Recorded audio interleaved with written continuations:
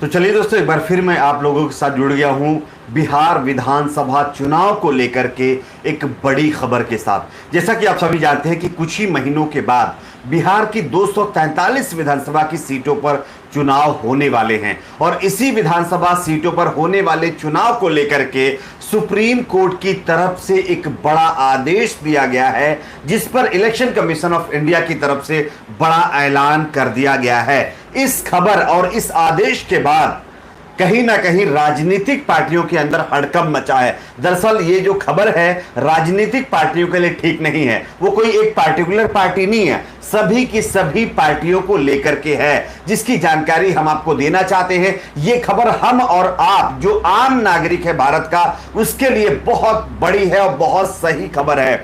बिहार में अगले कुछ महीनों में विधानसभा चुनाव होने वाले हैं और चुनाव आयोग अभी से इसकी तैयारी में जुट गया है। सबसे पहले तो मैं आपको यह बता देना चाहता हूं कि बिहार में ईवीएम का इस्तेमाल सिर्फ उन लोगों के लिए वोट डालने में किया जाएगा जो कोरोना से इन्फेक्टेड नहीं हैं या फिर पूरी तरह से स्वस्थ हैं, और जितने भी लोग संदिग्ध हैं या फिर 65 साल से ज्यादा उम्र के हैं या फिर कोरोना इन्फेक्टेड हैं, वो बैलेट पेपर से इलेक्शन करेंगे, यानी कि अपना वोट का इस्तेमाल करेंगे। जिसके बाद कहीं ना कहीं उन राजनीतिक पार्टियों को तो झटका लगा ही है जो सिर्फ ईवीएम के ऊपर ही डिपेंड रहती है। वहीं दूसरी तरफ अब सुप्रीम कोर्ट की तरफ से जो आदेश आया है, इसके बाद उनको अब अपनी पार्टी के नेताओं को एक्सपोज करना पड़ेगा कि ये नेता अभी तक क्या कुछ कर रहा था, क्या इसने किया है, पूरी जन्म कुंडली निकाल करके देनी पड़ेगी। अब ये सुप्रीम कोर्ट का आदेश आया है। थोड़ा मैं आपको विस्तार से बताने की कोशिश करता हूं क्या कुछ खबर है, लेकिन उससे पहले अगर आपको भी लगता है कि हमारे देश में होने वाले सभी चुनाव ईवीएम से ना होकर के बैलेट पेपर से होने चाहिए, जो हमारे देश का स्वदेशी प्रोडक्ट है, अगर आपकी भी ऐसी मांग है तो इस वीडियो को लाइक जरूर करिए प्लीज, मेरी आपसे रिक्वेस्ट है, सभी लोग लाइक करें। ठीक है, चलिए बात कर लेते हैं। बिहार में इस बार नए नियम के साथ विधानसभा चुनाव होने जा रहे हैं। इस बार ऐसे ही नियम और व्यवस्थाएं होंगी जो पहली बार देश में लागू की जाएंगी किसी स्टेट के अंदर चुनाव के दौरान। निर्वाचन आयोग ने यह प्रावधान लागू किया है, यानी चुनाव आयोग ने यह प्रावधान लागू किया है, यह नियम लागू किया है कि अब वैसे उम्मीदवार जिनके खिलाफ आपराधिक मुकदमे हैं और उन्हें अगर राजनीतिक दल अपना उम्मीदवार बनाती है तो उन्हें समाचार पत्रों में छाप कर यह बताना होगा कि उन्होंने दागी व्यक्ति को उम्मीदवार क्यों चुना है। यानी कि सपोज कर लीजिए बीजेपी, कांग्रेस या ए टू जेड कोई भी पार्टी किसी दागी एमएलए को नेता को चुनती है, अपनी पार्टी से टिकट देती है और चुनाव में लड़ाती है, तो उसको अब खुले तौर पर मीडिया चैनल के अंदर, अखबारों के अंदर एक छाप करके उसकी पूरी डिटेल देनी पड़ेगी कि अभी तक इसके ऊपर कितने आपराधिक मुकदमे दर्ज हैं, कितने अभी तक खत्म हो चुके हैं या क्या क्या हिस्ट्री इसकी है। तो इससे यह पता चलेगा कि हमारे देश में या फिर बिहार में होने वाले चुनाव में कितने दागी के साथ ही साथ अब जनता को भी पता चल जाएगा कि कितने उम्मीदवार किस कैटेगरी के हैं, क्या उनका बैकग्राउंड है, क्या उनकी यानी कि हिस्ट्री रही है।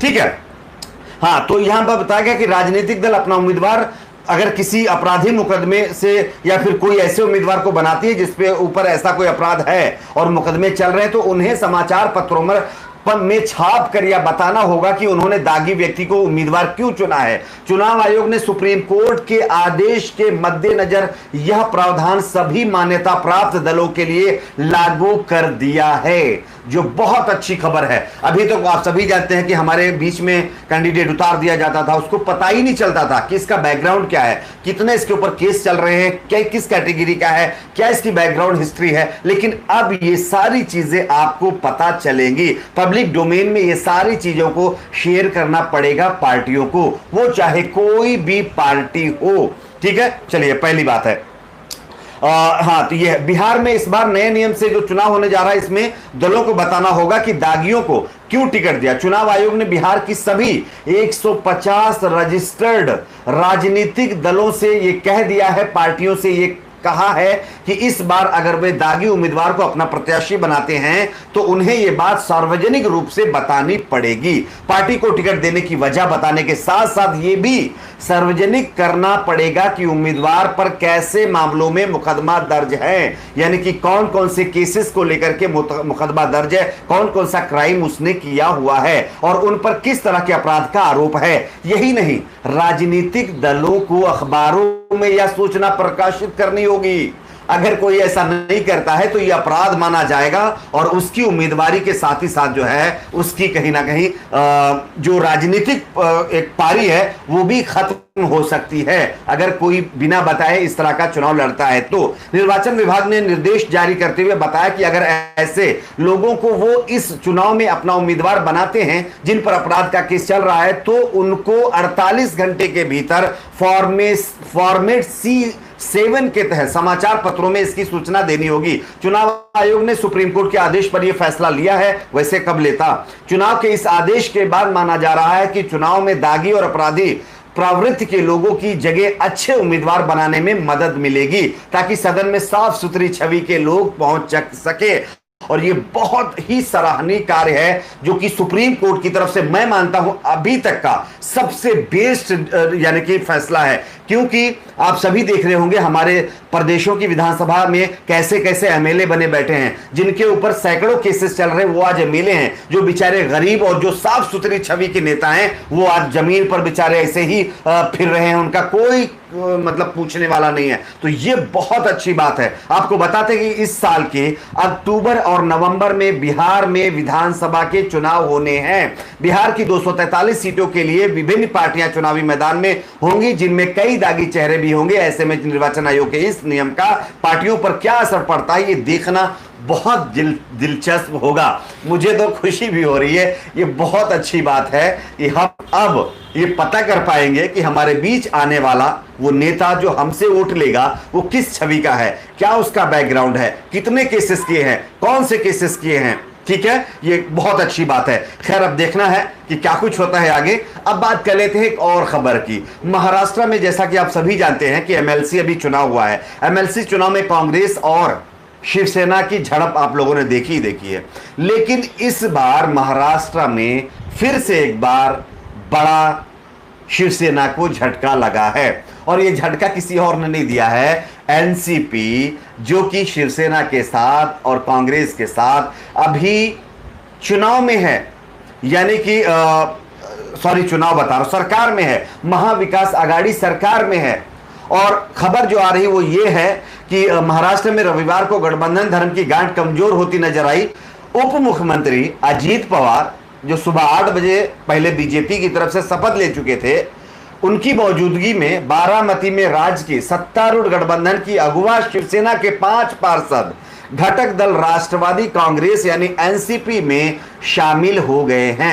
एनसीपी में शामिल होने वाले जो पार्षद हैं डॉक्टर एम सैयद, नंद किशोर देशमुख, किशन गोधाड़े हैं और विशाल हैं नंद देशमुख पारनेर नगर पंचायत के सदस्य हैं। गौर करने वाली बात तो यह है कि जब शिवसेना एनसीपी कांग्रेस पहले ही महाराष्ट्र में महाविकास आघाड़ी सरकार में है, गठबंधन में है, तो ऐसी सिचुएशन में यह घटना कहीं ना कहीं दर्शाती है कि महाराष्ट्र में सब कुछ ठीक नहीं चल रहा है। और इसी तरह से अगर ये घटनाक्रम चलता रहा तो आने वाले दिनों में महाराष्ट्र में भी ये जो महाविकास आघाड़ी की सरकार बना के बैठे हैं ये भी टूट जाएगी, ऐसी उम्मीद लगाई जा रही है, क्योंकि बीजेपी पहले ही घात लगा करके बैठी हुई है। किसी तरह से इनमें फूट पड़े और वो इस मामले पर कूद पड़े, तो ये सारी चीजें भी घटनाक्रम हो रहा है। आप लोगों को क्या लगता है जो बिहार की ये इलेक्शन कमीशन ऑफ इंडिया की तरफ से ऐलान किया गया है जो चुनाव होने वाला है और ये सुप्रीम कोर्ट के आदेश पर, इस पर आप अपनी राय जरूर व्यक्त कीजिए। नीचे कमेंट बॉक्स होता है,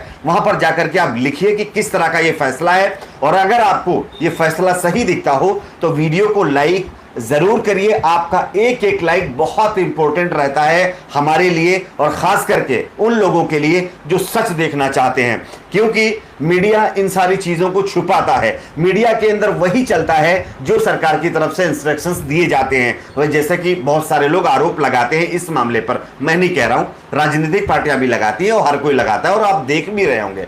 ठीक है, इसलिए इस दौर में सच बोलना बहुत मुश्किल है। सच बोलना ऐसा हो गया है जैसे आपको किसी बहुत बड़े पहाड़ पर चढ़ना है, इस तरह की चीजें होने लगी हैं। तो इसलिए हमारी सपोर्ट करिए प्लीज, आपसे रिक्वेस्ट है, चैनल को ज्यादा से ज्यादा लोगों से सब्सक्राइब करवाइए, हमारी मेजॉरिटी बढ़वाइए, ताकि हमको सच बोलने में आगे और आपका साथ मिल सके। इसलिए वीडियो को लाइक करके जाइए। मिलते हैं कुछ और खबरों के साथ, देखते रहिए ऑनलाइन जानकारी न्यूज चैनल को।